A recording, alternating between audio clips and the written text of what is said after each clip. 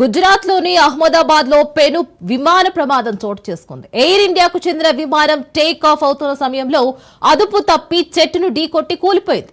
ఈ ఘటన స్థానిక మేఘాని నగర్ పరిధిలోని హోడాసర్ క్యాంపు ప్రాంతంలో జరిగినట్లు అధికారులు తెలిపారు.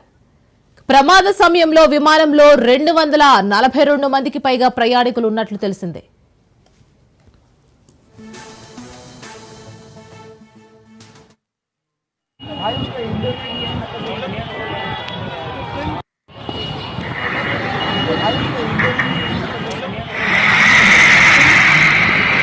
सवारी कितनी चाहिए?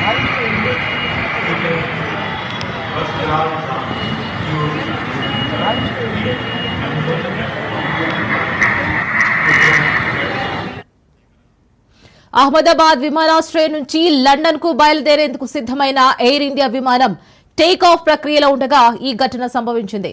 విమానం రన్వే పై నుంచి గాల్లోకి లేచే క్రమంలో సమీపంలోని చెట్టును బలంగా ఢీకొట్టినట్లు తెలుస్తోంది.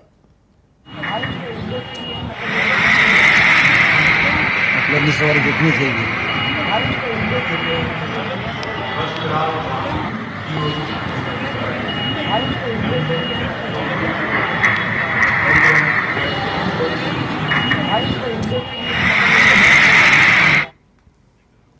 ఈ ప్రమాద వార్త తెలియగానే విమానాశ్రయ అధికారులు సహాయక బృందాలు హుటాహుటిన ఘటనా స్థలానికి చేరుకున్నాయి. ప్రస్తుతం సహాయక చర్యలు కొనసాగుతున్నాయి. విమానంలో ఎంతమంది సిబ్బంది ఉన్నారు, ప్రయాణికుల పరిస్థితి ఏంటి అనే విషయాలపై ఇంకా స్పష్టత రాలేదు.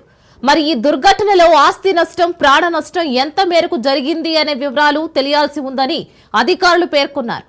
ఘటనకు గల ఖచ్చితమైన కారణాలపై దర్యాప్తు ప్రారంభించినట్లు సంబంధిత వర్గాలు తెలిపాయి. పూర్తి వివరాలు త్వరలోనే వెల్లడయ్యే అవకాశం ఉంది. మరి ప్రయాణికుల బంధువులు ఆందోళన చెందుతున్నారు.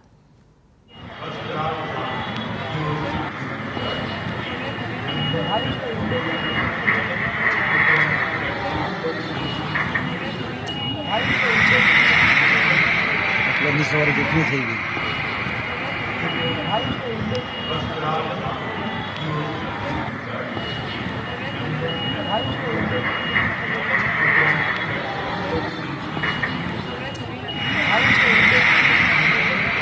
सवारी कितनी चाहिए?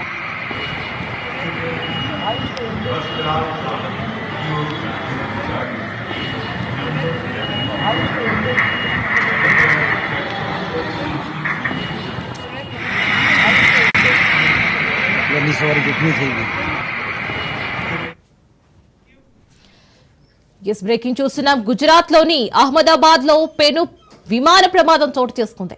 ఎయిర్ ఇండియాకు చెందిన విమానం టేక్ ఆఫ్ అవుతున్న సమయంలో అదుపు తప్పి చెట్టును ఢీకొట్టి కూలిపోయింది. ఈ ఘటన స్థానిక మేఘాని నగర్ పరిధిలోని హోడాసర్ క్యాంప్ ప్రాంతంలో జరిగినట్లు అధికారులు తెలిపారు. ప్రమాద సమయంలో విమానంలో 242 మందికి పైగా ప్రయాణికులు ఉన్నట్లు తెలిసిందే. सवारी कितनी चाहिए?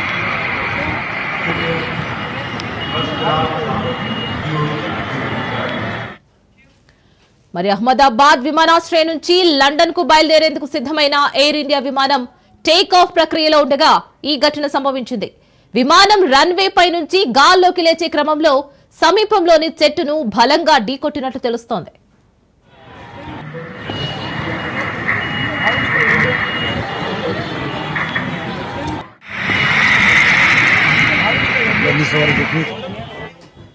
ఈ ప్రమాద వార్త తెలియగానే విమానాశ్రయ అధికారులు సహాయక బృందాలు హుటాహుటిన సంఘటన స్థలానికి చేరుకున్నాయి. మరి ప్రస్తుతం సహాయక చర్యలు కొనసాగుతున్నాయి. విమానంలో ఎంతమంది సిబ్బంది ఉన్నారు, ప్రయాణికుల పరిస్థితి ఏంటి అనే విషయాలపై ఇంకా స్పష్టత రాలేదు. ఈ దుర్ఘటనలో ఆస్తి నష్టం, ప్రాణ నష్టం ఎంత మేరకు జరిగింది అనే వివరాలు తెలియాల్సి ఉందని అధికారులు పేర్కొన్నారు. మరి ఘటనకు గల ఖచ్చితమైన కారణాలపై దర్యాప్తు ప్రారంభించినట్లు సంబంధిత వర్గాలు తెలిపాయి. పూర్తి వివరాలు త్వరలోనే వెల్లడయ్యే అవకాశం ఉంది. ప్రయాణికుల బంధువులు ఆందోళన చెందుతున్నారు.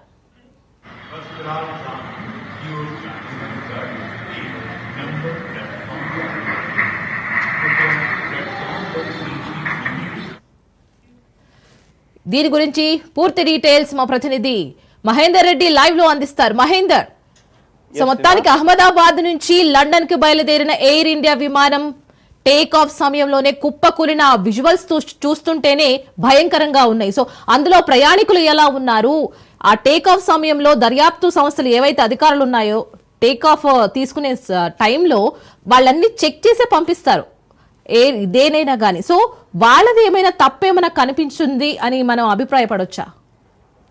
ఎస్ రీనా, అహ్మదాబాద్ నుండి లండన్ వెళ్ళినటువంటి విమానం టేకాఫ్ అయిన కొద్ది క్షణాల్లోనే అహ్మదాబాద్లో కుప్పకూలిపోవడం మనం చూస్తున్నాం. మరి దాంట్లో 232 మంది ప్రయాణికులు, 10 మంది క్యాబిన్ సిబ్బంది, 2 పైలట్లతో కూడినటువంటి ప్రయాణం లండన్కు బయలుదేరిన 5 దాదాపు క్షణాల్లోనే అనుకోవచ్చు. ఒక్కసారిగా కుప్పకూలిన విమాన దృశ్యాలు చూస్తేనే ఎంత భయంకరంగా ఉంది. మరి దాంట్లో ఎంతమంది బ్రతికున్నారు, ఎలాంటి ఆ ప్రమాదంలో ఎంతమంది ఇబ్బందులు గురయ్యారో అవన్నీ కూడా ఇంకా తెలియాల్సిన పరిస్థితి కనిపిస్తుంది. మరి చరిత్రలోనే ఈ అంటే ఈ బోయింగ్ 787 ఈ విమానానికి తొలి ప్రమాదంగా కూడా ఇది ఒక గుర్తింపుగా ఉండిపోయిన పరిస్థితి కనిపించింది.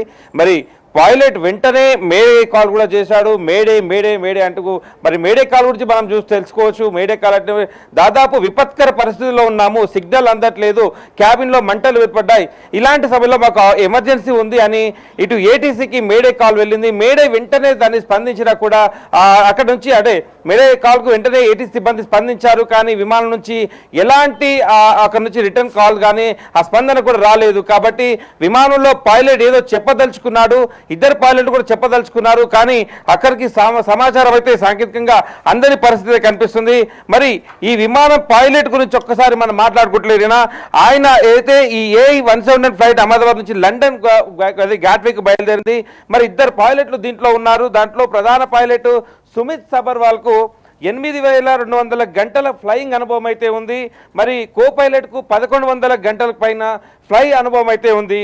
మరి అహ్మదాబాద్ విమానాశ్రయంలో రన్వే 23 నుంచి కరెక్ట్గా 1 గంట 39 నిమిషాలకు రన్వే నుంచి బయలుదేరినటువంటి ఈ విమానం కొద్ది సేపటికే అక్కడ ఉన్నటువంటి ఆ అహ్మదాబాద్లోని కుప్ప కూలిపోయింది.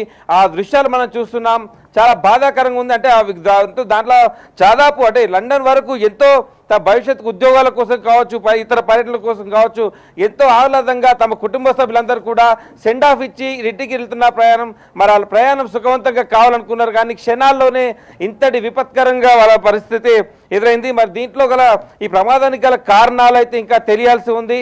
మరి చెట్టుకు తాకి కింద పడగా అక్కడ ఉన్నటువంటి ప్రధాన సాక్షులు అయితే చెప్తున్న పరిస్థితి కనిపిస్తుంది.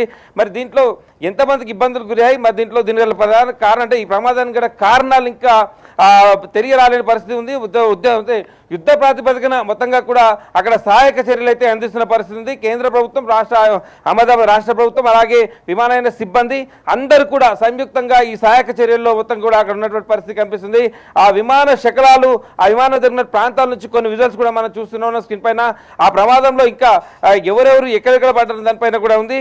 మరి విమాన ప్రయాణానికి సంబంధించేటువంటి ఫ్లై రాడర్ 24 వెల్లడించిన ప్రాథమిక ఏడిఎస్బి డేటా ప్రకారం ఈ A171 విమానం గరిష్టంగా 625 అడుగుల అంటే బారోమీటర్కి ఎత్తుకు చేరుకున్నట్లు అంటే ప్రమాదం జరిగిన సమయంలో తెలుస్తుంది. ఈ బారోమీటర్ ఎత్తుకు మరి హఠాత్తుగా 20 అంటే నిమిషానికి 475 అడుగుల వేగంతో కిందకు కూడా అది పడిపోయినట్టు అక్కడ ఉన్నటువంటి ఏడిఎస్ డేటా అయితే చెప్తుంది. మరి బోయింగ్ 787 డ్రీమ్ లైనర్ విమానం ఒక బాడీ అంటే వైట్ బాడీ 2 ఇంజన్లు కలిగినటువంటి ఈ అత్యాధునిక విమానం ఏవియేషన్ సేఫ్టీ నెట్వర్క్ అంటే డేటాబేస్ ప్రకారం బోయింగ్ 787 రకం ఇది. మరి ఈ విమానానికి ప్రపంచ చరిత్రలోనే ఇదే మొట్టమొదటి ప్రమాదం కావడం కూడా గమనార్హం కూడా భావించవచ్చు. మరి దుర్ఘటన గురైన విమానంలో గుజరాత్ మాజీ ముఖ్యమంత్రి ఈ విజయ్ రూపాని కూడా ఉన్నట్టు తెలుస్తుంది. మరి ప్రమాదానికి గల ఖచ్చితమైన కారణాలు ఇంకా తెలియరాలేదు. ఘటనపై అధికారులు అయితే ఉన్నత స్థాయి దర్యాప్తు అయితే చేస్తున్నారు. పూర్తి విషయాలు అయితే ఇంకా తెలియాల్సి ఉంది.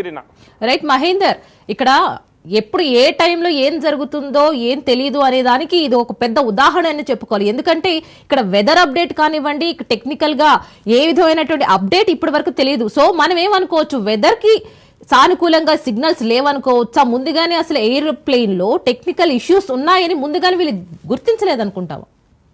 అంటే విమానం టేక్ ఆఫ్ అయ్యే సమయానికి అంటే 1 గంట 39 నిమిషాల వరకు కూడా ప్రమాదం అంటే ఈ పైలట్లు ఈ సుదీర్ఘమైన అనుభవం ఉన్నటువంటి ఈ పైలట్లు ఎవరైతే ఉన్నారో దీంట్లో ఈ సుమిత్ సబర్వాల్ అవుతున్నారో ఆయన కూడా సుదీర్ఘమైన అనుభవం అయితే ఉంది. దాని ప్రకారం పూర్తిగా అన్ని కూలంకషంగా ఆయన తెలుసుకొని టేకాఫ్ ఏటీసీకి సిగ్నల్ ఆయన అడిగాడు. ఏటీసీ కూడా పూర్తిగా అక్కడ ఉన్నటువంటి వాతావరణ అన్ని విషయాలు కూడా పైలట్కి అందించింది. అన్ని విధాలుగా సానుకూలంగా ఉన్నప్పుడు మాత్రమే టేకాఫ్ సిగ్నల్ ఇచ్చింది. వెంటనే ఆయన వెళ్ళడం జరిగింది. కానీ టేకాఫ్ అయినాక కూడా కొద్ది క్షణాల్లోనే అది ఒక చెట్టు ఢీకొట్టినట్టుగా అక్కడ స్థానికులు ఒక వీడియో అయితే మనం చూస్తున్నాం, కింద పడడం చూస్తున్నాం.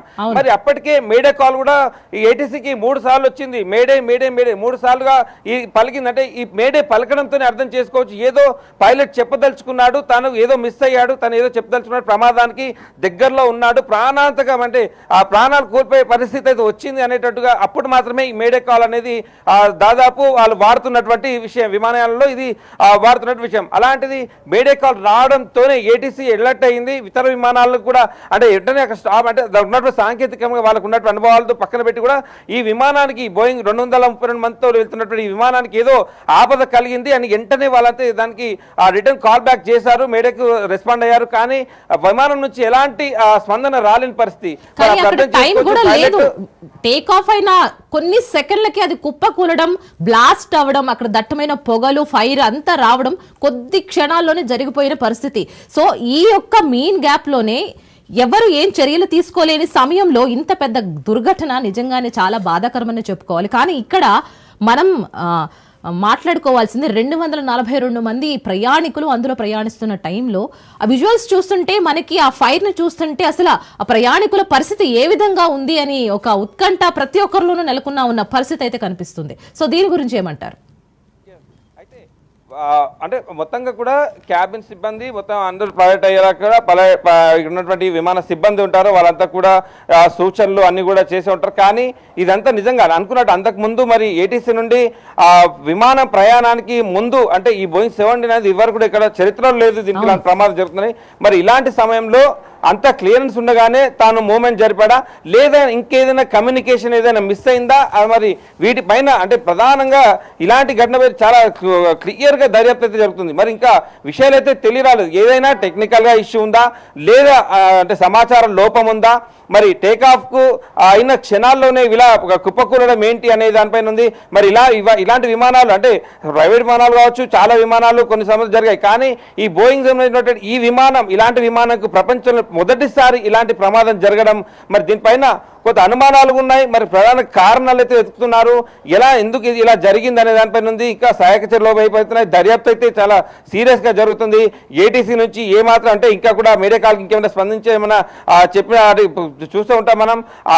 క్యాబినెట్ నుంచి ఇంకేమైనా సమాచారం ఇచ్చిండ్రా, వీటన్నిటిపైన కూడా ఇంకా దర్యాప్తు అయితే చేస్తున్న పరిస్థితి కనిపిస్తుంది. అండ్ మహేందర్, ఇప్పుడు ఆపరేషన్ సింధూర్ అయిన తర్వాత ఇలాంటి ఒక దుర్ఘటన జరగడం నిజంగా బాధాకరం. ఎందుకంటే ఇప్పుడు అందులో ప్రయాణిస్తున్న ప్రయాణికులు ఎవరెవరు అనే డీటెయిల్స్ కూడా మనకి చాలా ఇంపార్టెంట్. ఎందుకంటే అందులో ఉన్న వాళ్ళు ఎవరెవరు ఉన్నారు, వెళ్ళిన వాళ్ళు అక్కడికి వచ్చిన ఆ బంధుమిత్రులు ఎవరై ఉంటారు, అక్కడికి వచ్చిన ఇప్పటికి ఈ వార్త అందరికీ తెలిసే ఉంటుంది. సో అక్కడికి వచ్చిన వాళ్ళు ఏ విధంగా స్పందిస్తున్నారు, ఎవరెవరు ఉంటారు అని మనకు అనుకోవచ్చు ఆ విమానంలో. అంటే దీంట్లో రాజకీయ పరంగా చూస్తే మరి గుజరాత్ మాజీ ముఖ్యమంత్రి ఉండడం జరిగింది. మరి అలాగే ఈ పహల్గామ్ ఘటన తర్వాత ఆపరేషన్ సింధూర్ తర్వాత అంటే దాదాపు కొంతమందిని కొన్ని చోట్ల అంటే ఇప్పుడు భారతదేశానికి విఘాతం కలిగించేందుకు ప్రయత్నం చేసినప్పుడు చాలా మంది అదుపులోకి తీసుకున్నారు.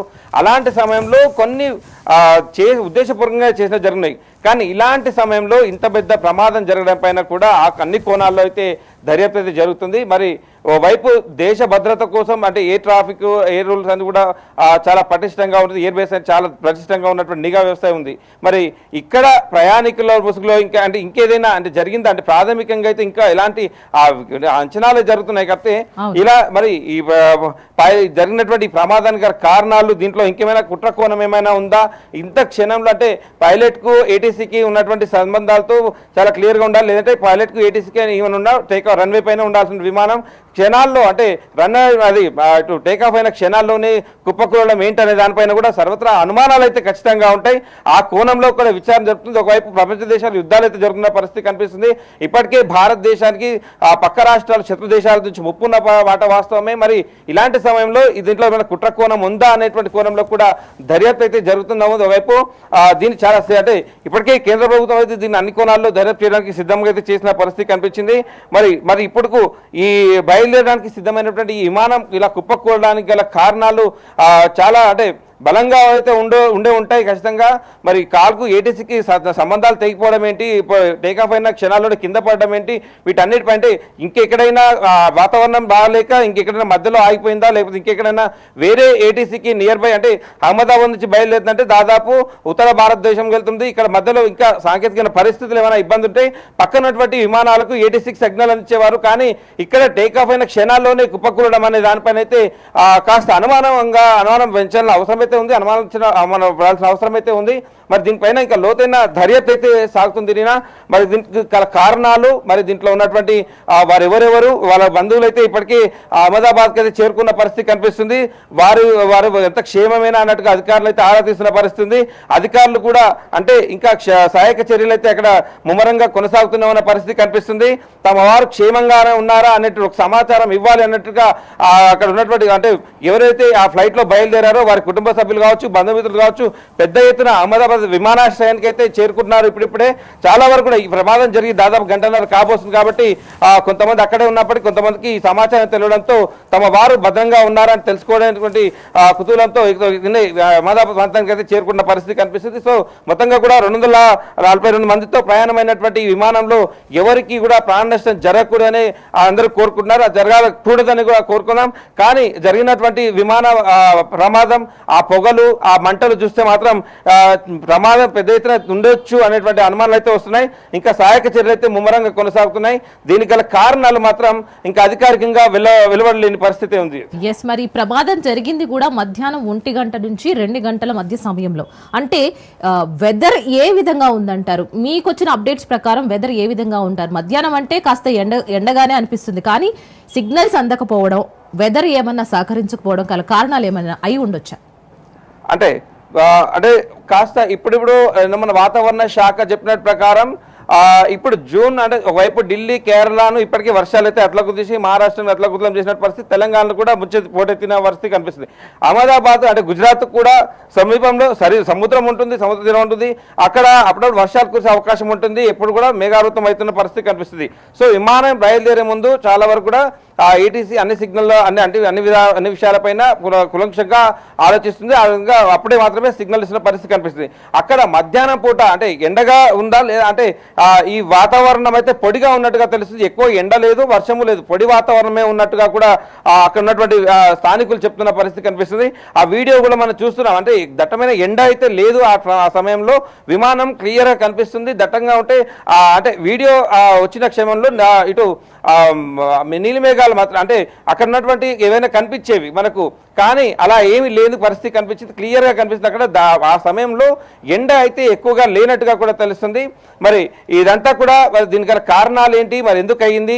ఇప్పటికైతే ఏటీసీకి ఇలాంటి సిగ్నల్ లేదని తెలుస్తుంది. మరి అధికారికంగా ఇప్పటి వరకు అయితే అంటే విమానయాన శాఖ అధికారులు కావచ్చు, కేంద్ర ప్రభుత్వం నుంచి కావచ్చు, అక్కడ ఉన్న స్థానిక రాష్ట్ర ప్రభుత్వం నుంచి కావచ్చు, ఏ ఒక్కరు కూడా ఈ విమాన ప్రమాదం పైన ఇలాంటి విషయాలు అయితే ఇంకా బహిర్గతం చేయలేని పరిస్థితి కనిపిస్తుంది. ఒకవైపు సహాయక చర్యలు, మరోవైపు దర్యాప్తు మాత్రం క్లియర్ గా చేస్తున్న పరిస్థితి కనిపిస్తుంది. సో ఇంకా కొన్ని నిమిషాల్లో ఇంకా ఎదురు చూడాలి మరి ఎలాంటి వార్తలు వినాల్సి వస్తుంది, మరి ఎలాంటి విషయాలు అధికారులు అధికారికంగా తెలియజేస్తారు అనే దానిపైన అనుకోవచ్చు. రైట్, ఇంకొకటి మన విమానం టేక్ ఆఫ్ అయిన వెంటనే తక్కువ హైట్ లోనే ఎగురుతూ ఉండడంతో ఈ ప్రమాదం అనేది ఒక చెట్టుకు ఢీ కొట్టి అక్కడ ప్రమాదం జరిగినట్టు మనం తెలుసుకున్నాము. అండ్ ఆ పరిసర ప్రాంతాల్లో ఏమైనా అక్కడ గృహాలు కానీ లేదంటే ఇతరితర బిజినెస్ పీపుల్ కానీ ఆ యొక్క పరిసర ప్రాంతాల్లో ఇంకెవరైనా ఉండొచ్చు అంటారా? కానీ ఆ టేక్ ఆఫ్ అవుతూ అండ్ అక్కడ ప్రమాదం జరుగుతున్న విజువల్స్ కానీ ఇంకా వేరే వాళ్ళు ఇంకెవరైనా చూసుండొచ్చు అంటారా? అంటే స్థానికులు అయితే చెప్తున్నారు, అదే ఈ విమానం కూలిపోయిన చోటికి దగ్గరలోనే ఒక గ్రామం కూడా ఉంటుందన్నట్టు తెలుస్తున్నారు.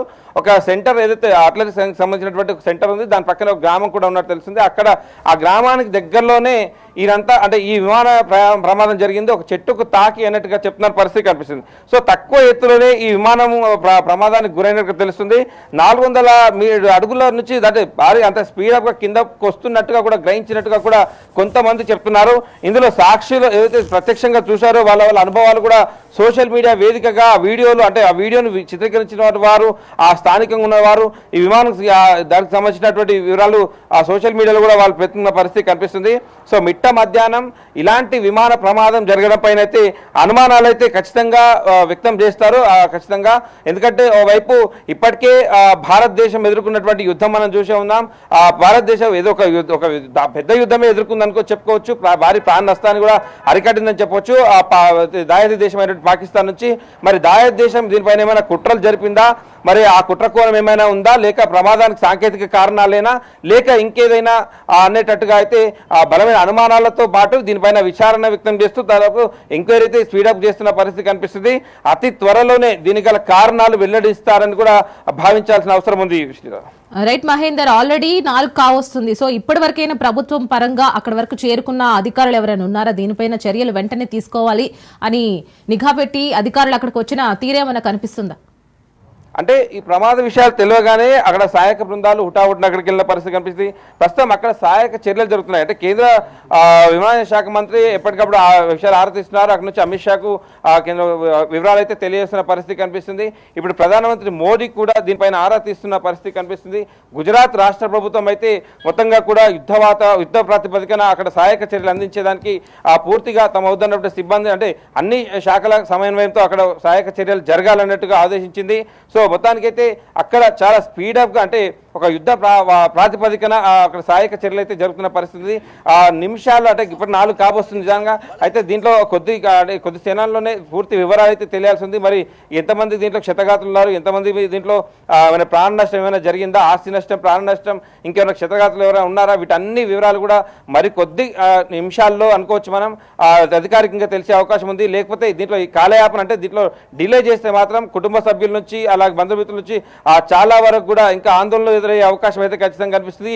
ఇప్పటికే అహ్మదాబాద్ ఎయిర్పోర్ట్కి అయితే గుజరాత్లో ఈ ప్రయాణం చేసినటువంటి వారి కుటుంబ సభ్యులు కావచ్చు, బంధుమిత్రులు కావచ్చు, వారికి సెండ్ ఆఫ్ ఇచ్చిన వారు అక్కడి నుంచి కనీసం కిందికి అంటే పార్కింగ్లో కూడా వెళ్ళని క్షణాల్లోనే ఈ ప్రమాదం జరగడం వారంతా కూడా ఒక్కసారిగా అంటే గుండెలు బాదుకుంటున్న పరిస్థితి కనిపిస్తుంది. తమ వారికి ఏం జరిగిందో చెప్పాలి, ఎలా ఉన్నారు మా వాళ్ళు చెప్పాలి అనేటట్టుగా పరిస్థితి చూస్తున్నాం. మరి ఒక విమానం నుంచి మనం దిగ్గానే బయటికి రావడానికి వారి కోసం వెయిట్ చేసే వారి కోసమే గంట సమయం పడుతుంది. అన్ని రకాల చెకప్లు కావచ్చు, బ్యాగేజ్ కావచ్చు అని.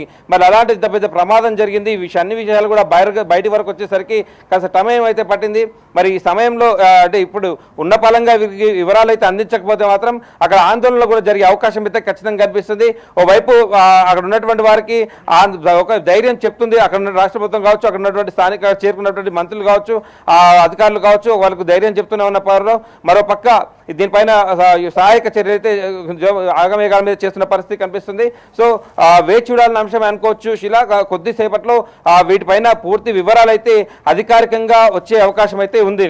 ఇంత పెద్ద విమానం ఇలా కూలిపోవడం దీని వెనుక పాకిస్తాన్ కుట్ర ఉంది అని చెప్పుకోవడానికి ఎటువంటి సందేహం లేదు అని ఇంకొంతమంది కూడా అంటున్న తరుణం ఇది. సో వరల్డ్ థ్రెట్ అనుకోవచ్చా ఇంత పెద్ద ప్రమాదాన్ని చూస్తుంటే?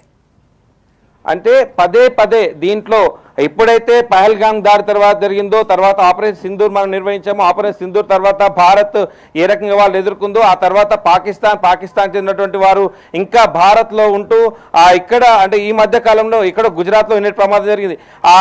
ఇటు సికింద్రాబాద్ మొదలుకొని ఇటు రాయలసీమ అంటే శ్రీకాకుళం వరకు కూడా ఉగ్రవాదులు అదే అంతర్రాష్ట్రంగా ఏ రకంగా అంతర్జాతీయంగా బాంబులు పెట్టాలనేటువంటి విషయాలన్నీ బహిర్గతమయ్యాయి. ఎప్పటికప్పుడు నిఘా సంస్థలు అయితే వారందరినీ కట్టడి చేసి భారీ ప్రాణ నష్టాన్ని అయితే ఇప్పటికైతే అడగటగలిగిన చెప్పొచ్చు. మరి ఇలాంటి ప్రమాదం అంటే వాళ్ళు రోడ్డు మార్గాన్ని వచ్చేవారిని కావచ్చు, జల సముద్రం వచ్చేవారిని కావచ్చు, అంటే ఏ రకంగా అయినా సరే భారత్కు ముప్పు కలిగించాలి, తమ ఉనికి చాటుకోవాలని ఊహించలేదు. పహల్గామ్లో కూడా ఇలాంటి యాత్రికుల పైన ఒక దాడి జరుగుతుంది, దాంట్లో ఒక మతానికి సంబంధించిన వారిని అంతమొందిస్తారని. కానీ ఇక్కడ ఇది కూడా ఊహించని పరిణామమే. మరి ఆ కోణం ఎలాగైతే మనం ఆ పహల్గామ్లో ఎలాగైతే ఊహించని రీతిలో అక్కడ దాడి జరిగిందో, ఈ ప్రమాదాన్ని కూడా ఆ రకంగా జరిగి ఉండొచ్చు అనేటువంటి అనుమానాలు వ్యక్తం చేయడంలో ఎలాంటి అతిశయోక్తి అయితే లేదు. ఖచ్చితంగా దీంట్లో కుట్ర కోణం దాగి ఉండొచ్చు అనేటువంటి ప్రశ్నలు అయితే లేవనెత్తున్నాయి. దీనికి గల కారణాలు ఒకవేళ అంతర్జాతీయంగా అంటే భారత్ ఎదుర్కోలేకనే ఒకవేళ పాకిస్తాన్ ఇలాంటి కుట్ర చేస్తే మాత్రం ఖచ్చితంగా అంటే ఒకవేళ ఇది కనుక ఈ ప్రమాదమే కనుక నిజంగా కుట్ర కోణమే అయింటే మాత్రం ఖచ్చితంగా భారత్ ఇంకా తన పంజా విసిరే అవకాశం అయితే కనిపిస్తుంది. సో మొత్తానికైతే దీంట్లో పహల్గామ్లో ఊహించని దాడి జరిగింది కాబట్టి ఇది కూడా ఊహించని దాడి కాబట్టి ప్రమాదమే కాబట్టి ఖచ్చితంగా అనుమాన పడడంలో కూడా అర్థం ఉందని మాత్రం మనం అనుకోవచ్చు. ఖచ్చితంగా ఆ కోణంలో కూడా దర్యాప్తు అయితే కూలంకుషంగా జరుగుతుంది. ఒకవేళ ఎంక్వైరీ నుంచి స్టార్ట్ చేస్తే మనకి ఎంక్వైరీ ఎక్కడి నుంచి స్టార్ట్ చేయొచ్చు అంటారు? ప్రయాణికుల దగ్గర నుంచి, పైలట్ దగ్గర నుంచి వెళ్ళిన అక్కడున్న లోపల ఉంటారు కదా విమానంలో, సో ఎక్కడి నుంచి ఎంక్వైరీ స్టార్ట్ అవ్వచ్చు?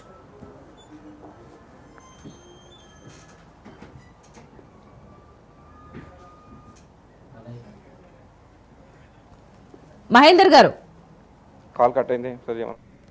మహేందర్ గారు వినిపిస్తుందా?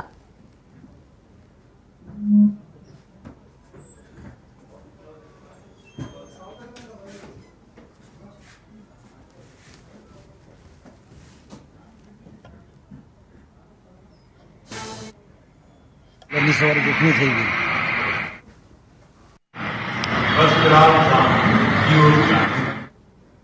గుజరాత్ లోని అహ్మదాబాద్ లో పెను విమాన ప్రమాదం చోటు చేసుకుంది. ఎయిర్ ఇండియాకు చెందిన విమానం టేక్ ఆఫ్ అవుతున్న సమయంలో అదుపు తప్పి చెట్టును ఢీకొట్టి కూలిపోయింది. ఈ ఘటన స్థానిక మేఘానీ నగర్ పరిధిలోని హోడాసర్ క్యాంప్ ప్రాంతంలో జరిగినట్లు అధికారులు తెలిపారు.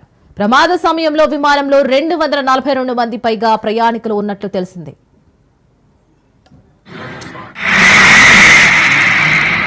लंबी सवारी कितनी થઈ ગઈ?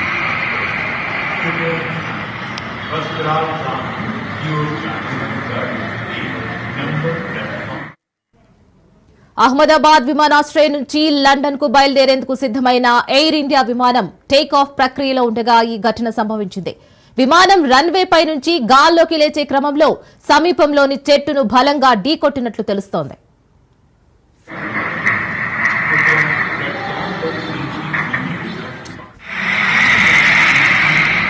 लंबी सवारी कितनी થઈ ગઈ? ఈ ప్రమాద వార్త తెలియగానే విమానాశ్రయ అధికారులు, సహాయక బృందాలు హుటాహుటిన సంఘటన స్థలానికి చేరుకున్నాయి. ఇక ప్రస్తుతం సహాయక చర్యలు కొనసాగుతున్నాయి. విమానంలో ఎంతమంది సిబ్బంది ఉన్నారు, ప్రయాణికుల పరిస్థితి ఏంటి అనే విషయాలపై ఇంకా స్పష్టత రాలేదు. ఈ దుర్ఘటనలో ఆస్తి నష్టం, ప్రాణ నష్టం ఎంత మేరకు జరిగింది అనే వివరాలు తెలియాల్సి ఉందని అధికారులు పేర్కొన్నారు. ఘటనకు గల ఖచ్చితమైన కారణాలపై దర్యాప్తు ప్రారంభించినట్లు సంబంధిత వర్గాలు తెలిపాయి. పూర్తి వివరాలు త్వరలోనే వెల్లడయ్యే అవకాశం ఉంది. ప్రయాణికుల బంధువులు ఆందోళన చెందుతున్నారు.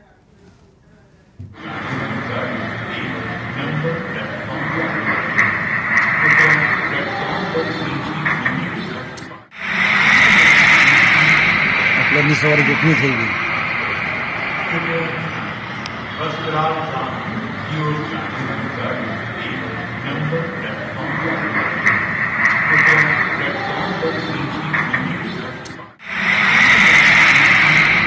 लंबी सवारी कितनी થઈ ગઈ?